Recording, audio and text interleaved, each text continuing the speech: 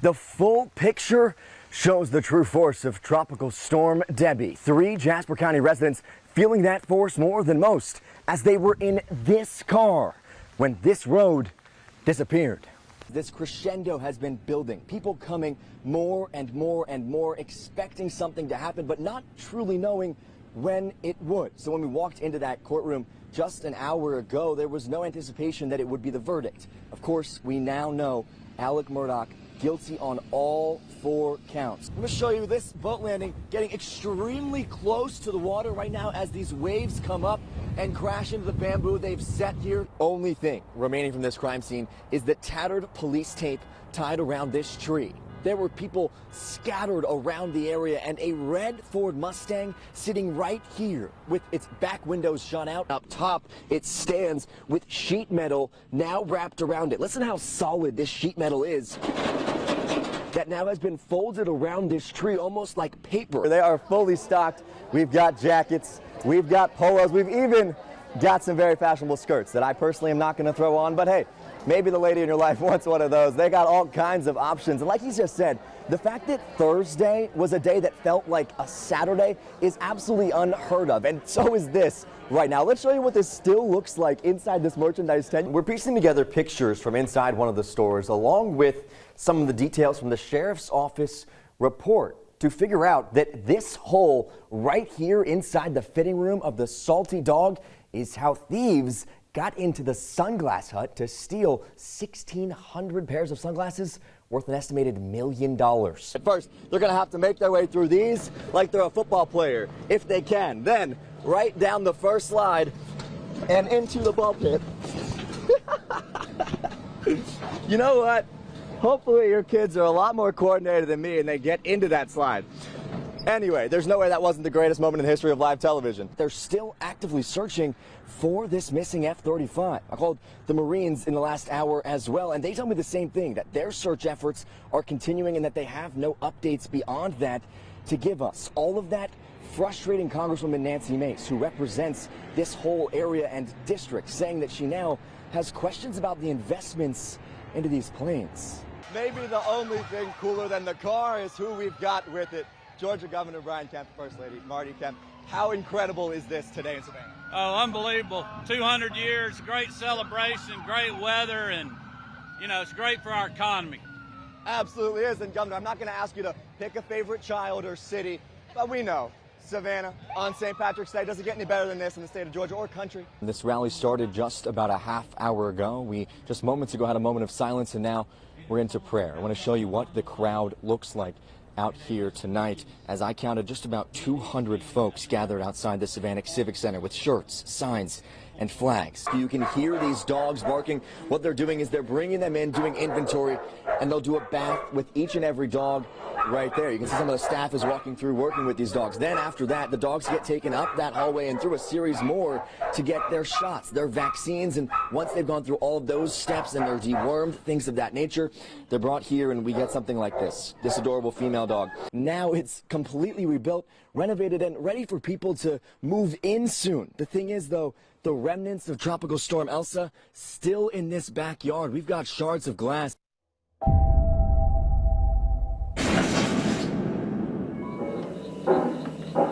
Who are you people?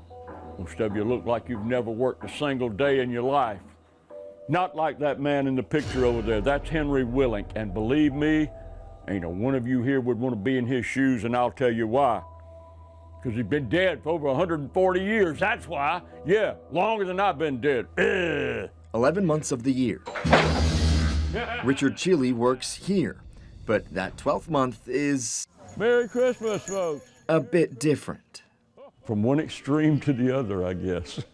Each December, he's Father Christmas, Come on. bringing cheer and joy to kids What do you want for Christmas? of all ages. Where y'all from? But as a ghost, the story is different. And he wrestled with it and wrestled with it. And he's done more than 6,000 shows.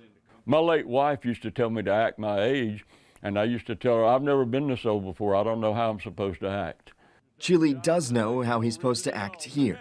Crabby and mean. But he hangs that up when the red suit comes out. Everybody has bad days, but for me, when I put the suit on, that all goes away. I'm Santa, I'm happy, and I'm glad to see everybody. He might be the only Santa who's also the ghost of Christmas present. Cheeseburgers. But there was a time it wasn't all jolly when his wife passed just after Christmas 2 years ago. I was concerned as to whether I was even going to be able to do my Santa Claus. And she said, no, you've got to. This was her favorite time of the year. Richard telling me now she's with him every time he puts on the suit. She loved Christmas. Could never get her to be Mrs. Claus, but she loved Christmas. He's hoping to help folks love the holiday that same way, even if they're getting coal in their stocking. With every wave, Chili knows he's making his Christmas spirit proud. I'm sure she's smiling that I'm still doing it. And he has no plans to stop anytime soon, either as Santa by day, oh my goodness, or scary by night. Mike, Philip Beach suspicious of the investigation that was supposed to bring his grieving family justice. I combed through hundreds of documents just like this boating accident report and hours of footage to look through the evidence behind his feelings. Did they find Mallory? February 24th, 2019. Picture of Blue Jays was sitting on her boyfriend's lap when they hit the bridge at a high rate of speed. The frantic moments after a 19-year-old went missing. We hit a bridge in the boat. We can't find Mallory, Mom. That's the voice of Mallory's boyfriend, Anthony Cook. News of the crash making its way to her father a few hours later. He told me what happened. It was an accident and they were looking for her, and then that was my whole world my heart just dropped. The law enforcement response was vast. Last name Beach, Bravo Echo, Alpha Charlie, Hotel. First name Mallory. But they wouldn't find her for more than a week. She was a loving, caring person. She had a passion for less fortunate people and, neglected and stray animals. The investigation began right away. Officers trying to figure out how this boat hit a bridge, launching Mallory overboard, leading to her death. What about the driver of the boat? She 21? No. Has everybody on the boat's been drinking? Yeah. That fact seemingly obvious to law enforcement on scene. In legal interviews later, multiple officers describing some of the people on the boat as highly intoxicated, specifically Paul, Mallory's boyfriend, confronting Paul in the moments after the crash. Bro, you just smiling like it's funny. Sit down. My girlfriend gone, bro. You think it's funny? Cook told officers Paul was the last person he saw driving the boat, meaning the driver would have been intoxicated when they crashed. Mallory's father, Philip, telling me that's where his eyebrows start to raise. Here's the South Carolina Department of Natural Resources boat accident report. In this section, where an officer would list what contributed to the accident, alcohol is not checked. Later in that same report, the primary cause of the accident is listed as no proper lookout. The secondary cause, excessive speed. Alcohol, yet again, nowhere to be found. I asked Philip if he felt the investigation into his daughter's death had been mishandled. Absolutely, without a doubt. How does that make you feel? Betrayed as a citizen of South Carolina, betrayed by the ones that were sworn in to protect us. Our WTOC Investigates team looked through hours of dashcam video and hundreds of pages of documents we got from the Beach family attorneys, including a deposition with the lead SCDNR investigator the night of the crash, Michael Brock. We called Brock, who now works at the South Carolina Law Enforcement Division. Although Brock himself said he wanted to interview with us, his agency shut that down, telling WTOC, quote, SLED is not available for interviews at this time. We also requested an interview with the agency he worked for in 2019, SCDNR, who answered our questions via email. While Brock was the lead investigator the night of the crash, his deposition revealed that didn't last long. DNR saying, upon determining his wife's position as a paralegal for the Murdoch law firm the next day, he was moved to a support position and taken off as the lead investigator to avoid any conflict of interest concerns. Mallory's father telling me none of that was revealed to him until their attorneys started digging. As far as we know, and we're being told that there were some things that appeared to be covered up, and we want to know if there's any truth to it. The Beach family attorneys pressed Brock about his relationship with the Murdochs. A part of page 96 from the condensed deposition transcript reads, "You can see how people, given the fact that you were removed from the case, do see the conflict, how that doesn't look good?" Brock responds, "Sure." The attorney, "What do you say to those people?" Brock, "In error." Mallory's dad saying because it involves the Murdochs, he's not surprised. I knew without God intervening that we didn't have a prayer, we didn't have a chance because of who we were up against. I knew this family's influence on others. His daughter's boyfriend had similar thoughts on that night 5 years ago. Y'all know Alec Murdoch? Oh yeah, I know that name. That's his son. That's So driving the boat. good luck. No matter who was driving, the boat that crashed was Registered to a Alexander Murdoch out of Arlington.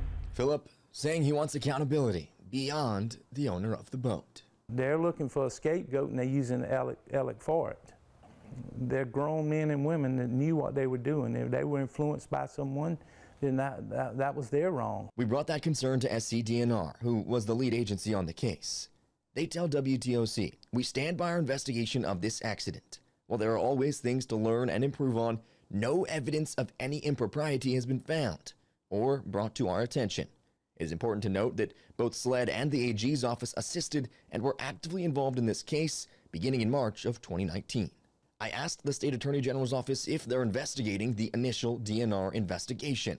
They tell me, per office policy, we cannot confirm or deny any investigation that we may or may not be conducting or looking into." Mallory's dad saying it's a lack of answers that makes it appear the legal system isn't working for them. After the sentencing, Attorney General Alan Wilson approached us and introduced himself to us. He made it clear to us that he wanted to come down and meet with us, and he wanted to talk about Mallory's situation.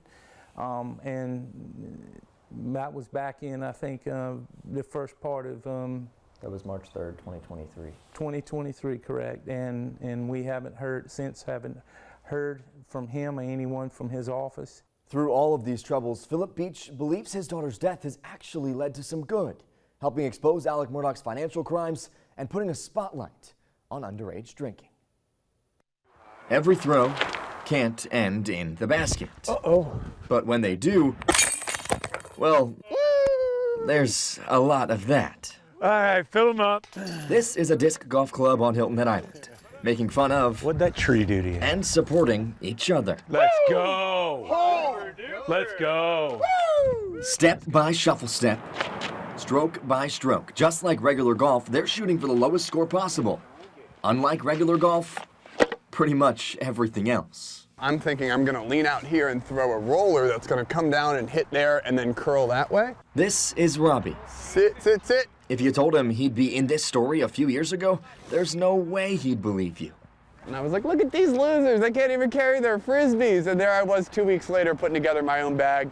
Now I own about 3,000 discs. It's quite the turnaround. But there's more to see here than just his unique throw.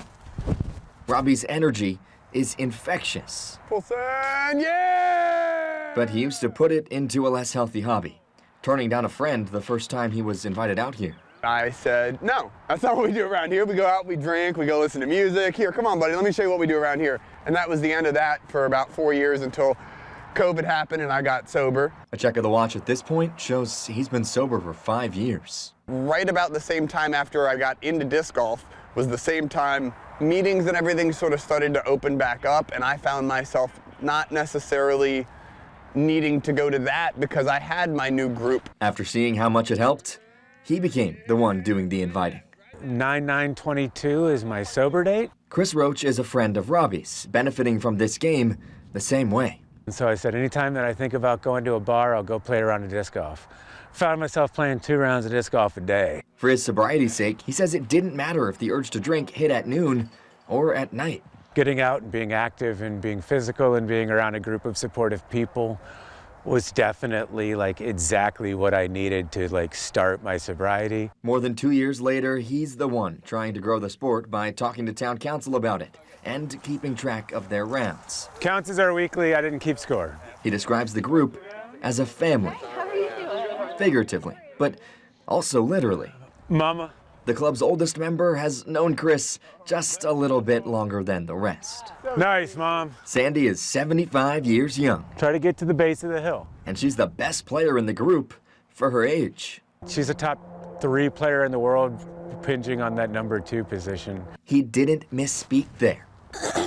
Sandy got a world championship invite last year and isn't satisfied with her success. Oh, I go to a tournament and I get first place, but I didn't think I played that well, so I wasn't excited. He goes, "Wow, congrats, you got first," and it's like, yeah, but... Like any elite competitor, every time she's out here, she's trying to get better, as is her son. In more ways than just lowering his score, though. There's one. Chris, now focused on helping the sport grow, so this family can, lending a hand to anyone who needs it, as he did in the process. Now it's one of those things where we can help other people come in and be like, why don't you just come play disc golf with us?